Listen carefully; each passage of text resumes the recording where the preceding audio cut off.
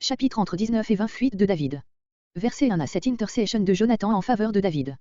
Parla à Jonathan. N'ayant pas réussi à faire périr David par la main des ennemis, Saül cherche le moyen d'atteindre plus directement son but. Verset 2. Tiens-toi à l'écart.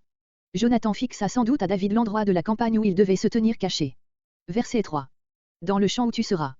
Jonathan désirait pouvoir communiquer immédiatement à David, sans que personne en eût connaissance, les dispositions de son père à son égard. Verset 6. Il ne mourra pas. Nous voyons dans ce récit la noblesse du caractère de Jonathan, qui devait déjà envisager David comme son futur rival quant à la royauté et en même temps la faiblesse avec laquelle Saül subissait toutes les influences bonnes ou mauvaises. Verset 8. Versets 8 à 17. Le récit suivant a souvent été envisagé comme un double de celui de 1 Samuel 18.10 et suivant. Mais là, David n'est point encore marié, tandis que, dans celui-ci, sa femme joue un rôle prépondérant. Verset 9. Nouvel accès de fureur dont Dieu le frappe à la suite de la jalousie à laquelle il continue à se livrer, mais il diffère du précédent en ce qu'il est suivi d'une série de mesures prises à froid pour exécuter enfin le meurtre de David. Verset 10. Et David s'enfuit. Cette fois David comprend qu'il ne peut rester dans la position dans laquelle il avait jusqu'ici persévéré malgré les tentatives meurtrières de Saül. Et s'échappa cette nuit-là. On peut voir dans ces mots soit le simple développement du mot s'enfuit, soit l'indication anticipée du résultat du récit suivant. Verset 11. Au matin. On ne devait pas le tuer dans sa maison, où il aurait été entouré de sa femme et de ses gens, mais le surprendre et le tuer quand il sortirait seul au matin. Verset 12. Tandis que les espions veillaient aux portes, David échappe par une fenêtre dérobée. Verset 13. Téraphim, une image de forme humaine, semblable au dieu Pénat des anciens, on en attendait superstitieusement les bénédictions domestiques et on les consultait comme oracles, nous ignorons comment, voir Genèse 31.19 et Osée 3.4, note. Était cela un reste d'idolâtrie toléré par David dans sa maison, par faiblesse envers sa femme, ou n'était-ce qu'un moyen de divination à l'endroit de sa tête, de manière à simuler la chevelure de David. Ce fait paraît prouver que David avait les cheveux noirs et non pas blonds, comme on l'a dit souvent, car en Orient les chèvres sont presque toujours noires. Verset 17. Il m'a dit, mensonge officieux dont on ne se faisait pas scrupule en ces temps-là. Verset 18. Verset 18 à 24 David chez Samuel. Najot, l'éloge. Le pluriel indique une pluralité de demeures dans lesquelles logeaient les fils des prophètes. Verset 20. Président sur eux.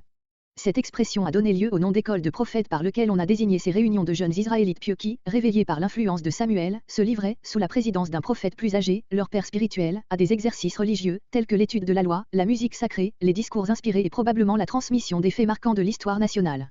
Cette vie commune n'était pas semblable à celle des moines, puisque le mariage n'était point interdit à ceux qui faisaient partie de ces communautés, 2 Rois 4.1 et suivants. Elles doivent avoir été souvent fort nombreuses, car il est parlé au temps d'Élie et d'Élisée de 50 et même de 100 fils de prophètes, 1 Roi 18.13, 2 Rois 2.17, 2 Rois 4.38-43. Elles se sont par conséquent perpétuées pendant plusieurs siècles. Sous Élie et Élisée, 2 siècles plus tard, il en existait en même temps à Gigal, Bethel, Jéricho. C'est sans doute du milieu de ces cercles, où se réunissait l'élite de la jeunesse israélite, que sont sortis la plupart des prophètes dont il nous reste des écrits. Amos est cité expressément comme une exception, Amos 1.4, Amos 7.14. On comprend par là pourquoi Samuel est désigné dans le Nouveau Testament comme l'auteur de la chaîne suivie des prophètes dont il est lui-même le premier anneau, Acte 3.24. Avant Samuel l'histoire ne parle que de prophètes isolés. La parole de Dieu, est-il dit, était rare avant cette époque. Ce moyen tout nouveau d'édification pour le peuple a sans doute dû servir de contrepoids à l'état de décadence religieuse et surtout à la corruption du sacerdoce et à la cessation du culte central amené par la séparation de l'arche et du tabernacle, dans le temps qui avait précédé Samuel. Et il est naturel qu'il soit demeuré en activité dans le royaume d'Israël plus que dans celui de Juda où la conservation du vrai culte à Jérusalem faisait qu'on en sentait moins le besoin. Mais là aussi cependant paraît avoir existé quelque chose de semblable, comparé Ésaïe 8.16, note. Et l'Esprit de Dieu saisit. Cette influence contagieuse qui s'exerce sur les gens de Saül et enfin sur Saül résulte en partie de la nature extérieure de l'extase et des transports pneumatiques dans cette première période du prophétisme. En même temps ces phénomènes extraordinaires devaient être pour Saül, comme dans le cas précédent, un témoignage éclatant de l'action de Dieu qui aurait dû l'arrêter sur la pente de l'endurcissement.